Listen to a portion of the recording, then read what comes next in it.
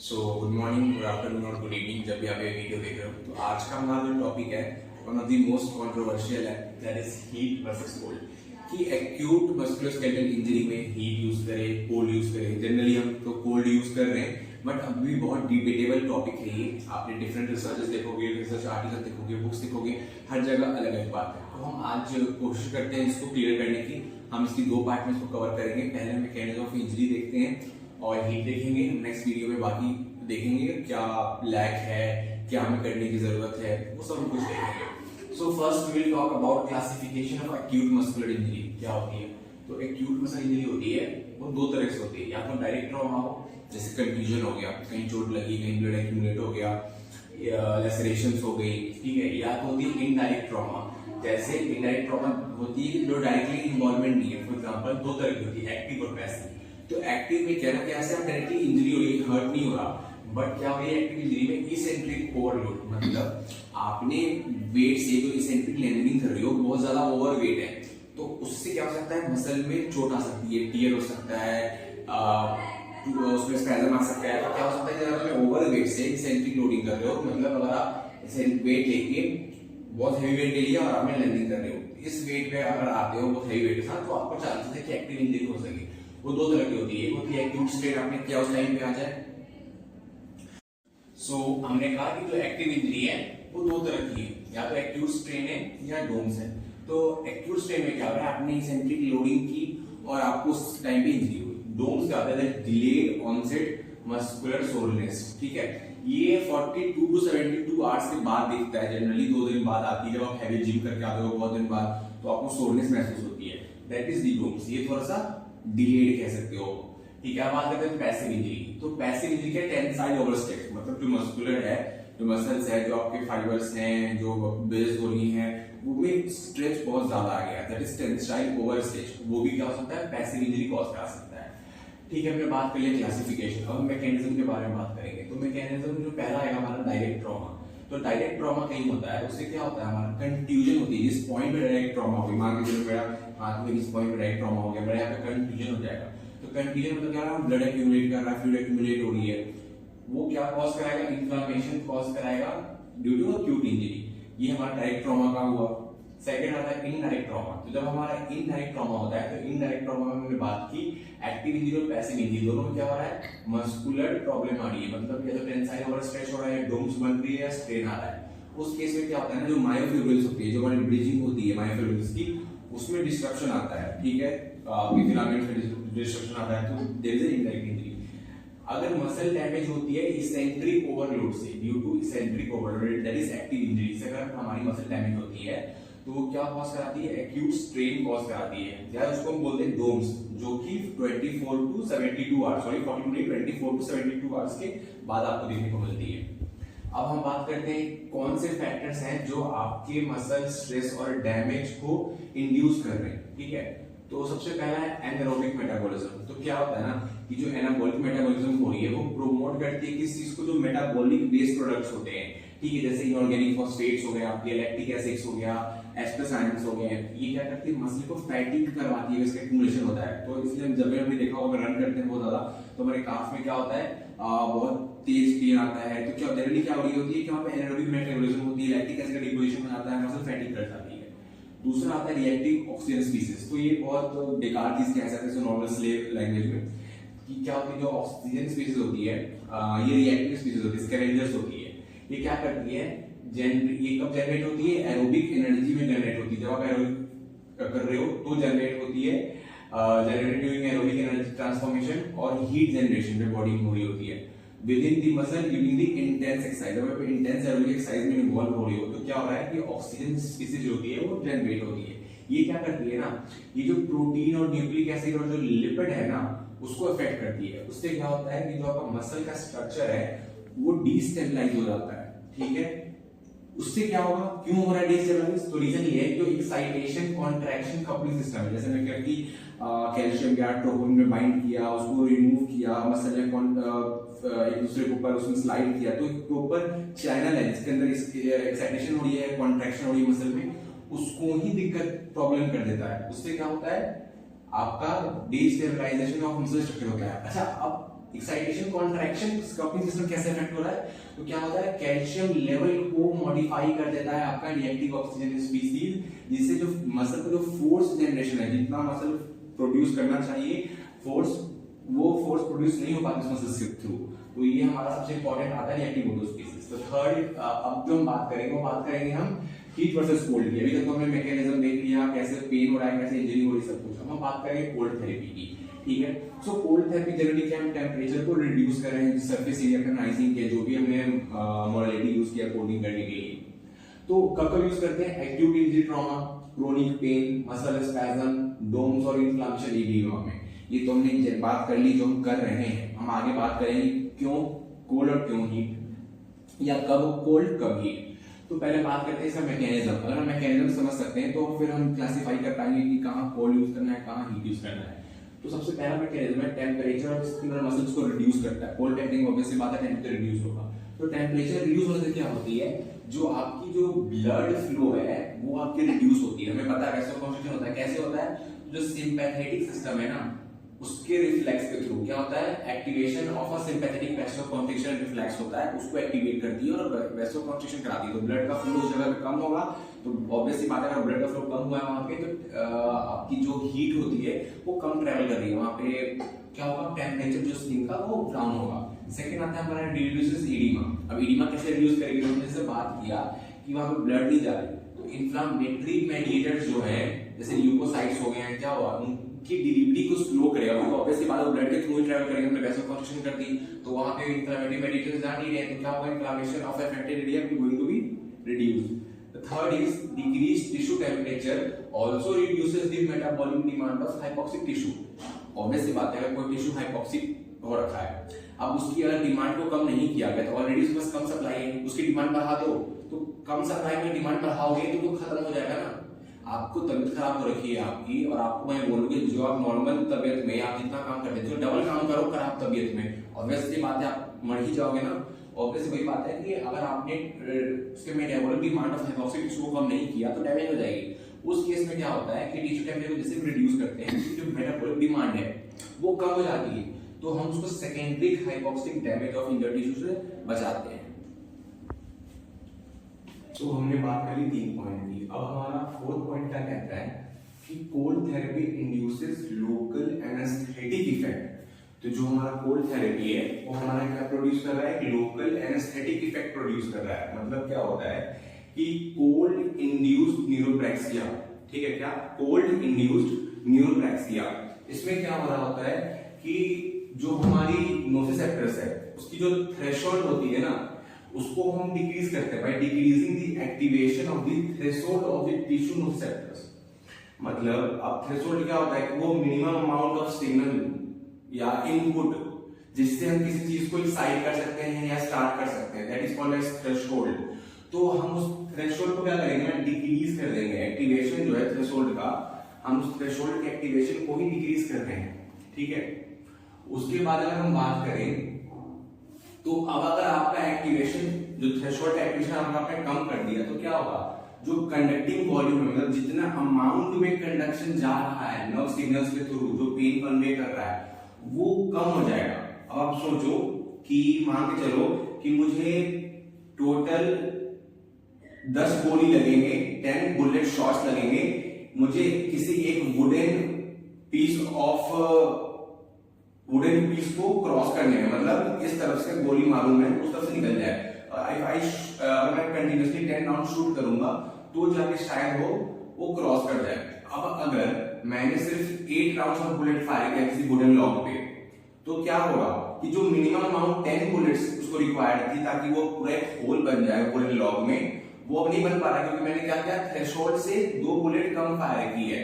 तो वहां पे क्या हो गया, मैंने एक्टिवेशन ही कम कर दिया उसका। तो क्या है कि जितना वॉल्यूम ऑफ नर्व सिग्नल्स चाहिए था उस पेन को एक्टिवेट करने में, तो मैंने उसको ही डाउन कर रखा है। तो अब मैंने क्या किया है कि डिक्रीज कर दिया मैंने एक्टिवेशन थ्रेशोल्ड का।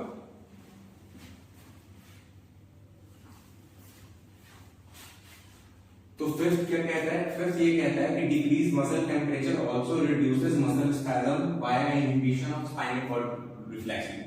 तो अगर आप मसल के टेम्परेचर को रिड्यूस करते हो ना तो वो स्पैज्म को खत्म करता है।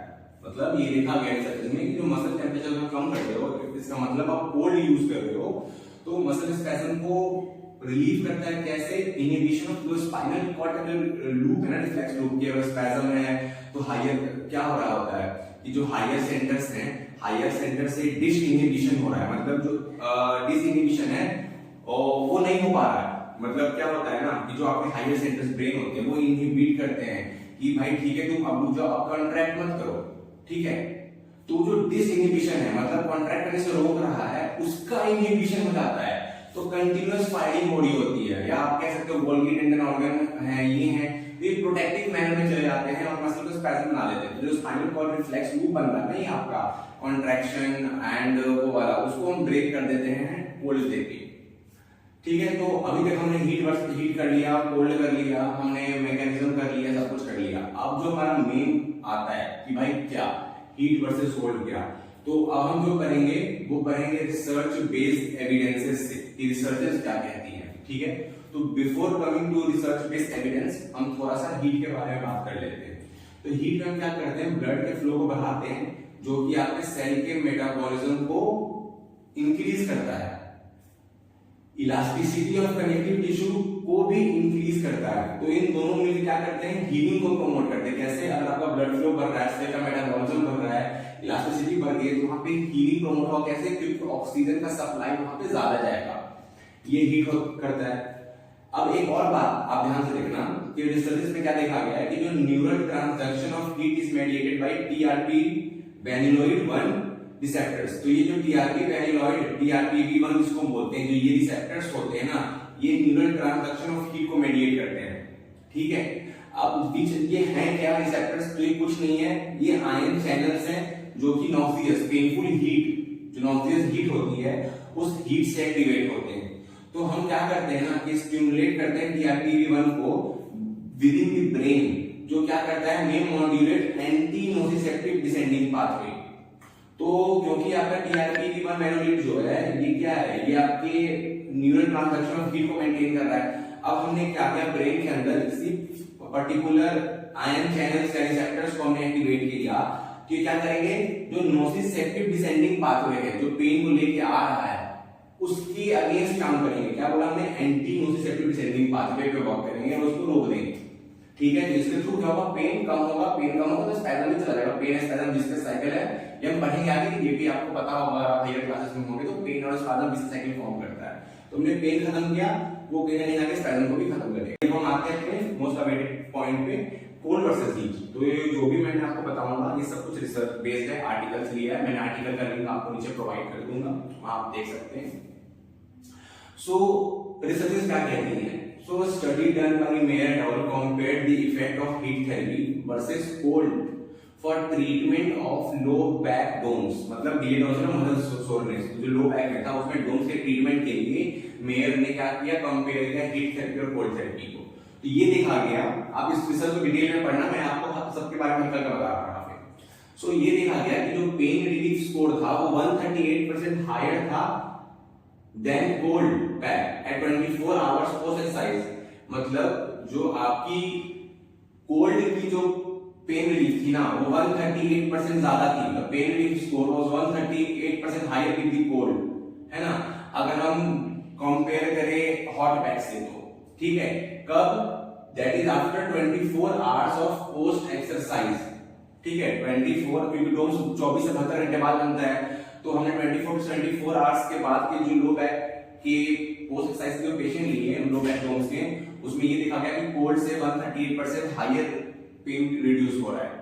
तो एक स्टडी ये कहती है। दूसरी स्टडी क्या कहती है कि another RCT compared analgesic efficiency, मतलब 30 मिनट ऑफ हीट और cold therapy, 30 minute of heat and cold therapy को कंपेयर किया गया 60 पेशेंट्स में जो इमरजेंसी में जिन्होंने प्रेजेंट किया इमरजेंसी डिपार्टमेंट में with acute back and neck strains.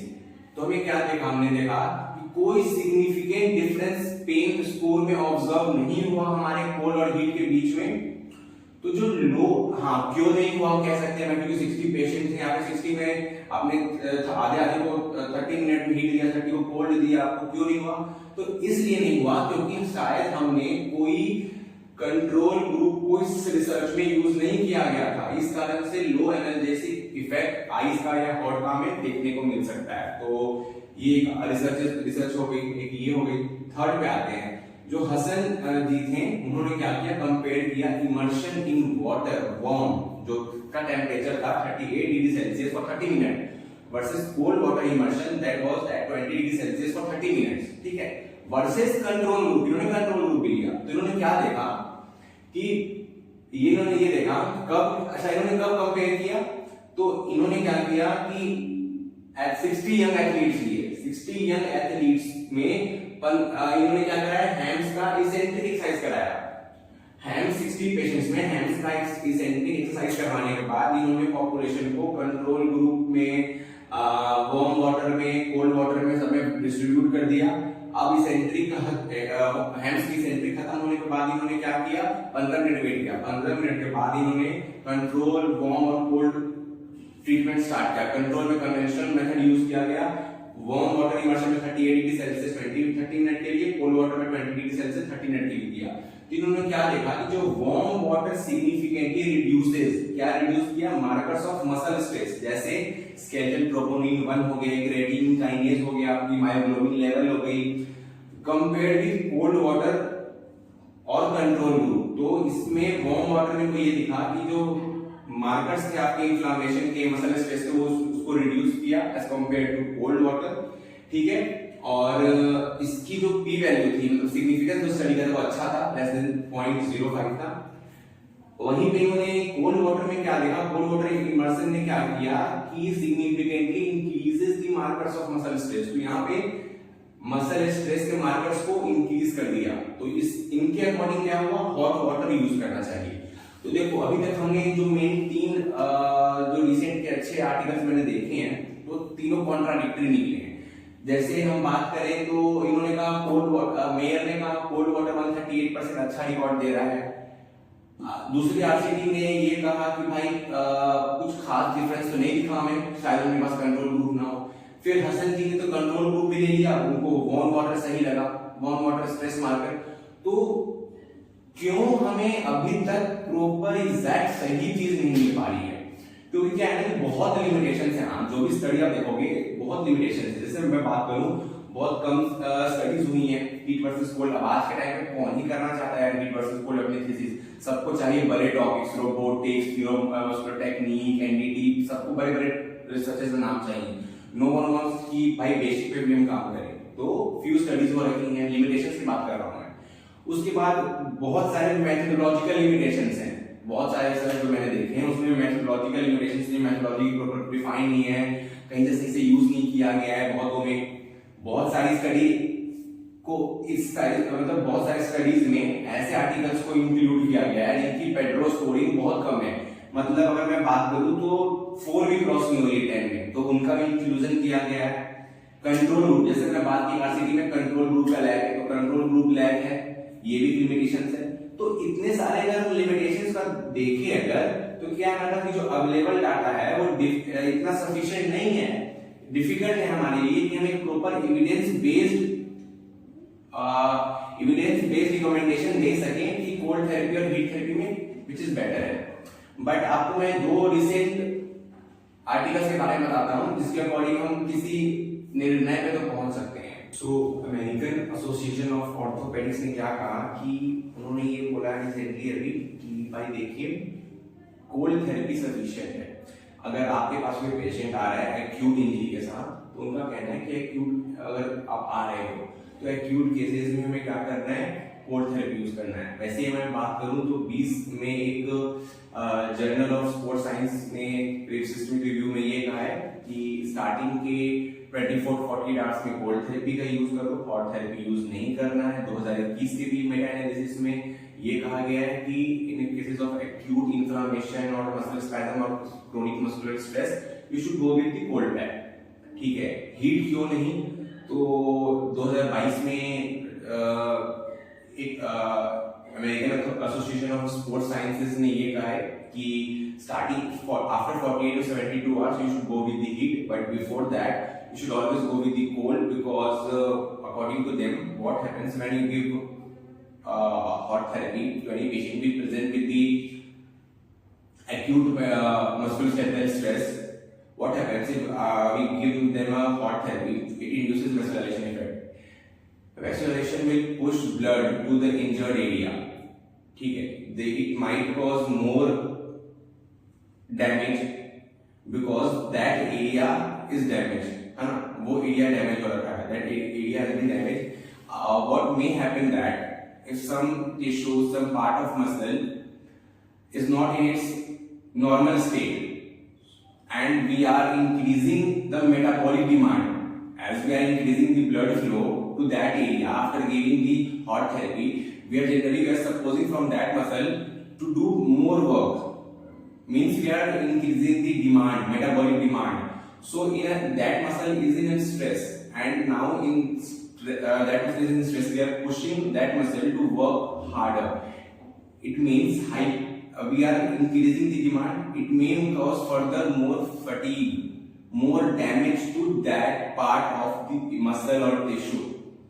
So here, what we think that we should decrease the demand. जैसे मैंने पहले भी बात की थी आपसे कि सेकेंडरी हाइपोक्सिक डैमेज अगर चाहना है, give the cold therapy.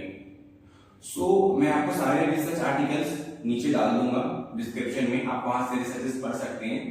But जहां तक मेरी अंडरस्टैंडिंग है, मेरा मानना है, you should go with the treatment what you think it is right at that point of time. आपको मैंने सब कुछ समझा दिया है. हीट का मैकेनिज्म क्या होता है, कोल्ड का मैकेनिज्म क्या होता है, कब हीट यूज करना, कब कोल्ड यूज करना. अब it is based up to you कि मतलब आप कितना उस समय सोच रहे हो कि कितनी स्ट्रेंथ आपकी एनालिसिस है. कोई अगर एग्जांपल लूं मैं कि कोई मेरे पास पेशेंट आया, अभी फुटबॉल खेल उसकी एंकल इंजरी हो गई, उसको बहुत स्वेलिंग हो रखी है. तो ठीक है, हमने पढ़ा यहाँ पे जैसे कि हसन अली ने क्या बोला है भाई कि वार्म वाटर मार्कर जो इन्फ्लेमेटरी और मसल स्ट्रेस के मार्कर्स हैं उनको डिक्रीज कर रहा है, कोल्ड वाटर कम कर रहा है. But at the same time पे अगर हम बात करें तो दूसरी स्टडी क्या कह रही है कि भाई कोल्ड से ज्यादा रिलीफ मिल रहा है. क्योंकि सब जो भी मैंने आपको यहाँ पे आर्टिकल्स दिए सारे एक्यूट केसेस नहीं है. अब बट आपको वहां नॉर्मली सोचना है. आप छोड़ दो रिसर्च आर्टिकल्स या ट्रेंड्स के, सब कुछ कॉन्ट्राडिक्टरी है. आपको क्या याद रखना है कि मैंने मैकेनिज्म में क्या पढ़ा है. मैकेनिज्म में मैंने ये पढ़ा है, बेसिक चलना है. ये सब टीआरपी V1 ये सब बहुत हायर है. प्रॉपर रिसर्चेस होंगे, आर्टिकल्स होंगे 100% स्पेस एफिकेसी के साथ, तो हम बात करेंगे. अभी हमारे पास इतना हमें पता है जनरल मैकेनिज्म कि पेशेंट प्रेजेंट क्या स्वेलिंग है, एक्यूट इंजरी है उसकी. अभी हमें क्या करना है, आइसिंग करना है. सिंपल सी बात है. टिश्यू टेम्परेचर रिड्यूस करो, अगर डिमांड कम करो, मसल को शांति मिलेगी, रिलैक्स मिलेगा. उसको अभी क्या करो, राइस प्राइस प्रोटोकॉल पे डालो. सिंपल सी बात है. ठीक है, आइसिंग कर दिया आपने. अब आपने क्या करना है, उसको पहले आइसिंग किया, कोल्ड वाटर इमर्जन किया, उसको पोजीशनिंग सही कर दी. जैसे 48 आवर्स आ गए, अब आपको क्या करना है, आपको हीट थेरेपी स्टार्ट करनी है. फिर go with the isometric, eccentric and this. So मैंने आपको कुछ क्लियर कर दिया है. कोई डाउट है तो आप मुझे कमेंट सेक्शन में पूछ सकते हो. मैं सारे आर्टिकल्स डाल दूंगा, वहां से आप पढ़ सकते हो. But my personal opinion is don't go with all the articles researches, क्योंकि सब में लिमिटेशंस भरे पड़े हैं कोल्ड वर्सेस हीट को लेके. हर आर्टिकल कुछ कह रही है. So use your brain. I have provided you heat therapy का मैकेनिज्म क्या है, कोल्ड थेरेपी का मैकेनिज्म क्या है और कहां पे क्या यूज करना है. So now use your critical thinking and go with that. So thank you.